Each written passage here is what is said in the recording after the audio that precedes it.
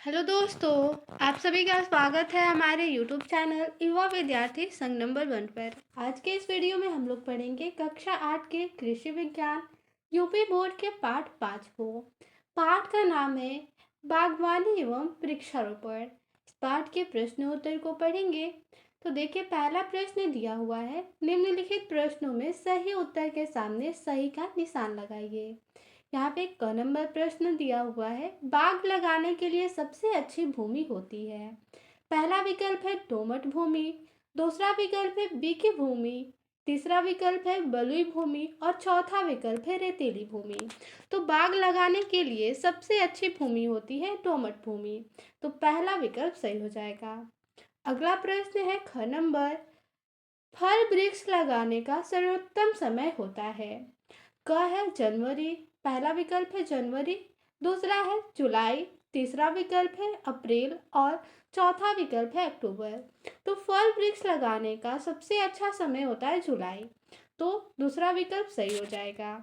अगला प्रश्न है ग नंबर, बाग में सिंचाई की उत्तम विधि है।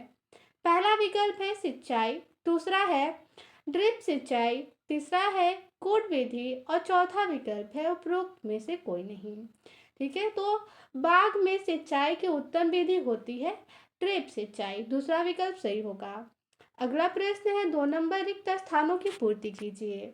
क नंबर प्रश्न है, बाग में पतझड़ वाले पौधे, रिक्त स्थान दिया हुआ है, लगाना चाहिए। तो पतझड़ वाले पौधे बाग में कब लगाना चाहिए? रिक्त स्थान में भरना है तो दिसंबर से फरवरी माह में लगाना चाहिए। रिक्त स्थान में भरेंगे दिसंबर से फरवरी। ख नंबर है, बाग लगाने का गड्ढा खोदने का सर्वोत्तम समय रिक्त स्थान है। तो बाग लगाने का गड्ढा खोदने का सर्वोत्तम समय, यानी अगर बाग लगाना है तो गड्ढा खोदने का सर्वोत्तम समय मई जून है। रिक्त स्थान भी मई जून भरेंगे। ग नंबर है, बाग में पौधे लगाने का सर्वोत्तम समय रिक्त स्थान दिया हुआ है तो जुलाई और अगस्त है। जुलाई से अगस्त तक यहाँ पे बाग लगाने का सर्वोत्तम समय होता है। अगला है घ नंबर, बाग में पौधों की सुरक्षा की दृष्टि से चारों तरफ रिक्त स्थान लगाते हैं। क्या लगाते हैं? तो बाग में पौधों की सुरक्षा की दृष्टि से चारों तरफ बाड़ लगाया जाता है तो रिक्त स्थान में बाड़ भरना है। अगला है अंग नंबर, चश्मा लगाना रिक्त स्थान की विधि है। चश्मा लगाना कायिक प्रबंधन की विधि है तो यहाँ पे रिक्त स्थान में भरेंगे कायिक प्रवर्धन। अगला प्रश्न है 3 नंबर, निम्नलिखित प्रश्नों में स्तंभ क को स्तंभ ख से सुमेल कीजिए। यहाँ पे स्तंभ क दिया है और स्तंभ ख दिया है। ठीक है, स्तंभ क के शब्दों को ख से मिलान करना है। स्तंभ क में पहला दिया है आम, अमरूद, पपीता और केला दिया है और स्तंभ ख में दिया है 3x3, ये लंबाई और चौड़ाई दे रखा है। ठीक है, तो 10x10 मीटर, 8x8 मीटर और दिया है 3x3 मीटर। तो इसका सही मिलान होगा स्तंभ क का ख से। आम के लिए भूमि चाहिए 10x10 मीटर, यानी कि 10 मीटर लंबाई और चौड़ाई। अमरूद के लिए 8x8 मीटर की भूमि चाहिए। पपीता के लिए 3x3 मीटर और केला के लिए 3x3 मीटर का। ठीक है, प्रश्न नंबर 4 है, निम्न कथनों में सही कथन के सामने सही तथा गलत कथन के सामने गलत का निशान लगाना है। देखिए, क नंबर प्रश्न है, आम के बाग हमेशा ईंट के भट्ठों के पास लगाने चाहिए। ये कथन गलत है। अगला है ख नंबर, सदाबहार पत्तियों वाले वृक्ष बाग में हमेशा बीच में लगाने चाहिए। ये कथन सही है। सदाबहार पत्तियों वाले वृक्ष हमेशा बीच में लगाने चाहिए बाग के। देखिए, अगला है ग नंबर, बाग में गर्म हवाओं तथा लू से बचने के लिए वायुवृत्ति लगाते हैं। ये कथन सही है। अगला प्रश्न है घ नंबर, बाग में पौधे लगाने के लिए मई जून में गड्ढे खोद लेने चाहिए। ये कथन भी सही है। अगला प्रश्न है 5 नंबर, शाक वाटिका के मुख्य 2 उद्देश्य लिखिए। इसका उत्तर होगा, शाक वाटिका के मुख्य 2 उद्देश्य, पहला है परिवार के लोगों को पूरे वर्ष ताजी सब्जियों की आपूर्ति करना। दूसरा, बाजार की तुलना में घर में उगाई गई सब्जियां सस्ती पड़ती है, जिससे कुछ आर्थिक बचत होती है। अगला प्रश्न है 6 नंबर, एक आदर्श शाक वाटिका के लिए कम से कम कितनी लंबी चौड़ी भूमि होनी चाहिए? इसका उत्तर होगा 25 मीटर लंबी और 10 मीटर चौड़ी भूमि चाहिए। ठीक है। प्रश्न नंबर 7 है, बाग में वायु वृत्ति किन किन दिशाओं में लगाना उचित होता है? इसका उत्तर होगा बाग के उत्तर पश्चिम दिशा में ऊंचे उठान वाले पेड़ लगाकर बाग को बचाया जाता है। आम, शीशम, महुआ, यूकेलिप्टस आदि वायुरोधी वृक्ष लगाते हैं। अगला प्रश्न है 8 नंबर, पौधे लगाने का सबसे उचित समय कौन सा है? कृपया समझाइए। पौधे लगाने का सबसे उचित समय कौन सा होता है, इसे समझाना है। तो देखिए, इसका उत्तर लिख सकते हैं। पौधे लगाने का सबसे अच्छा समय जुलाई से अगस्त का महीना होता है, क्योंकि इस महीने में वर्षा होने के कारण मिट्टी में नमी रहती है, जिससे पौधे लगाने में आसानी होती है। पतझड़ वाले पेड़ों को दिसंबर से फरवरी के बीच लगाना चाहिए। अगला है प्रश्न नंबर 9, बाग में पौधा लगाते समय किन किन बिंदुओं पर ध्यान देना जरूरी है? इसका उत्तर होगा बाग में पौधे लगाते समय निम्न बिंदुओं पर ध्यान देना जरूरी है। पहला, उपयुक्त समय, यानी समय देखकर कि उपयुक्त समय है या नहीं, और मिट्टी की किस्म, यानी कि ये देख लेना चाहिए कि मिट्टी यहाँ पे जो है बाग लगाने के लिए सही है या नहीं, यानी बाग लगाने के लिए दोमट मिट्टी की ज़रूरत होती है, तो मिट्टी की किस्म देखना जरूरी है। और फल तथा फूल के पौधों को लगाते समय एक दूसरे के बीच की निश्चित दूरी, यानी कितनी दूरी होनी चाहिए, ये भी ध्यान रखना है। और चौथा, पर्याप्त पानी की व्यवस्था है या नहीं, ये भी ध्यान रखना जरूरी है।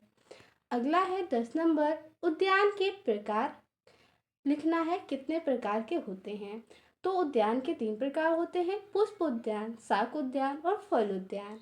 अगला प्रश्न है 11 नंबर, शाक वाटिका के लिए कोई 4 फसल चक्र लिखिए। इसका उत्तर होगा सब्जियों के 4 फसल चक्र निम्न है। पहला, मूली, जो जुलाई से अगस्त के महीने में बोए जाते हैं। मटर, अक्टूबर से मार्च। करेला, मार्च से जून माह में। दूसरा है बैगन, बैगन को अगस्त से मार्च तक के महीने में बोया जाता है। और टिंडा, मार्च से अगस्त के महीने में। तीसरा है लौकी, ये जुलाई से नवंबर माह में। टमाटर को दिसंबर से मई तक के माह में। पात गोभी नवंबर से मार्च। तुरई, लौकी अप्रैल से सितंबर माह में। अगला प्रश्न है 12 नंबर, कद्दू वर्ग में कौन कौन सी सब्जियां आती हैं? इसका उत्तर लिखना है। तो इसका उत्तर होगा कद्दू वर्ग में कोहड़ा, लौकी, तुरई, करेला, टिंडा, चिचड़ा और नेनुआ आदि आती हैं। प्रश्न है 13 नंबर, बाग लगाने से पूर्व किन किन प्रारंभिक तैयारियों की जरूरत होती है? इन तैयारियों के न करने से बाग लगाने में क्या असुविधा होगी? इसका उत्तर होगा बाग लगाने से पूर्व कुछ प्रारंभिक तैयारियां करनी जरूरी होती है। कौन कौन सी तैयारियां? देखिए, जैसे कि भूमि समतल करना, दूसरा भूमि में खाद डालना, तीसरा पानी का प्रबंध करना, चौथा जंगली जानवरों का अनावश्यक प्रवेश रोकना, यहाँ पे पांचवा होगा वायुरोधी पौधे लगाना, छठवा श्रमिक आवास एवं सड़कों का निर्माण, सातवां है जल निकास का प्रबंधन, और आठवां क्षेत्रों का विभाजन और खाद के गड्ढे बनाना। उपयुक्त प्रकार की तैयारियां न करने पर उनकी सजा अंतिम समय तक भुगतनी पड़ती है। अगला है 14 नंबर प्रश्न, बाग में पौधे किन किन विधियों से लगाए जाते हैं? उनमें से किसी एक का वर्णन कीजिए। इसका उत्तर होगा बाग में पौधे निम्न विधियों से लगाए जाते हैं: वर्गाकार विधि, आयताकार विधि, त्रिकोण विधि, पंचभुजाकार विधि और षटकोण विधि। इनमें से किसी भी विधि के बारे में आप लोग लिख सकते हैं। यहाँ पे हमने लिखा है वर्गाकार विधि के बारे में। ठीक है, तो बाग में पौधे लगाने की यही विधि सबसे अच्छी और सरल विधि है। इस विधि में पंक्ति और पौधों की आपसी दूरी बराबर होती है। ठीक है, यानी दो पौधे, उनके बीच में हमेशा समान दूरी होती है। और इस विधि में दो पंक्तियों के चार पौधे आपस में मिलकर एक वर्ग बनाते हैं। जैसे इस प्रकार से ये पौधे हैं, यहाँ पे दो पंक्ति मिलकर चार पौधे आपस में एक वर्ग बनाते हैं। ठीक है, ये है चित्र वर्गाकार विधि का। देखिए अगला प्रश्न है 15 नंबर, वृक्षारोपण करने से क्या लाभ है, सविस्तार वर्णन कीजिए। इसका उत्तर होगा वृक्षारोपण में फल वृक्षों के अलावा कुछ विशेष स्थानों पर विशेष तरह के वृक्षों को लगाया जाता है। इन वृक्षों की पर्यावरण प्रदूषण को नियंत्रित करने में अहम भूमिका होती है। वृक्षारोपण करने से और भी कई प्रकार के लाभ मिलते हैं। इनसे इमारती लकड़ी, ईंधन, यात्रियों को छाया, भूक्षरण पर रोक, कागज उद्योग को कच्चा माल के अलावा कई प्रकार की दवाइयाँ भी प्राप्त होती हैं। सरकार वृक्षारोपण करने के लिए वन महोत्सव का आयोजन करती है। सड़कों, नहरों और रेल पटरियों के किनारे सार्वजनिक स्थलों पर वृक्षारोपण कर पर्यावरण में सुधार किया जा सकता है। प्रश्न नंबर 16 है, बाग लगाते समय किन किन बातों का ध्यान रखना चाहिए, विस्तृत वर्णन कीजिए। इसका उत्तर होगा बाग लगाते समय निम्नलिखित बिंदुओं पर ध्यान देना आवश्यक है। पहला, स्थान का चयन, यानी भूमि किस प्रकार की होनी चाहिए, भूमि की किस्म।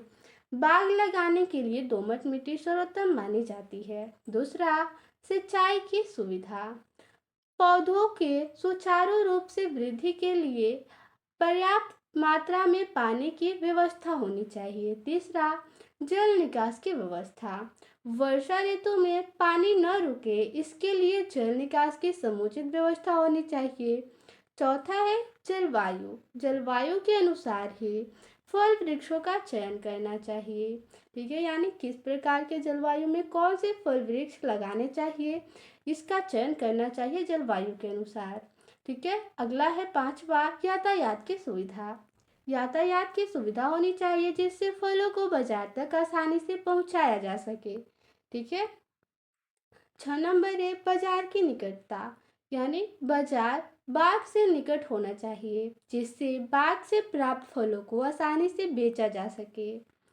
7वां है कुशल श्रमिक की उपलब्धता, कुशल अनुभवी मजदूर उपलब्ध होने से खेती में कृषि कार्य से लेकर फल तोड़ाई तक किसी भी प्रकार की असुविधा नहीं होती है। अगला है प्रश्न नंबर 17, शाक वाटिका का निर्माण कैसे किया जाता है, वर्णन करो। इसका उत्तर होगा शाक वाटिका का निर्माण इस श्रेणी के अंतर्गत लिखेंगे। एक शाक वाटिका के लिए 25 मीटर लंबी तथा 10 मीटर चौड़ी भूमि पर्याप्त होती है।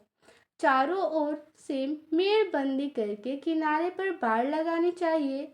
कटीले तार या खंभे लगाए जा सकते हैं।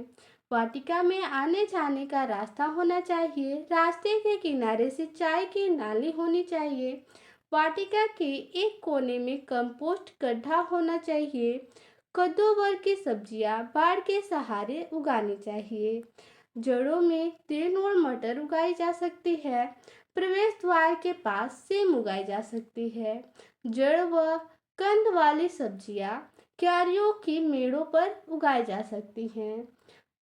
वाटिका में फूलों के साथ साथ पपीता, नींबू, अंगूर, फालसा भी उगाए जा सकते हैं। पर्याप्त भूमि होने पर आंवले का पेड़ भी लगाया जा सकता है। तो इस पाठ में इतना ही प्रश्न था। मिलते हैं अगले वीडियो में। धन्यवाद।